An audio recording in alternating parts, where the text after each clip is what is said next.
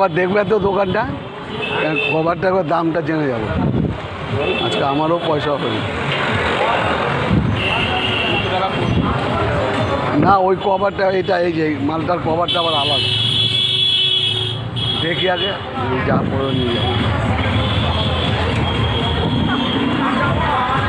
তুমি দুটো ডিম নিতে পারতে, হবে না নাকি পয়সা? আমাদের নিতে আছে তো 20-25 টাকা হবে, 30 টাকা হবে। আমরা হিসাব করেছি কত টাকা খরচা হচ্ছে।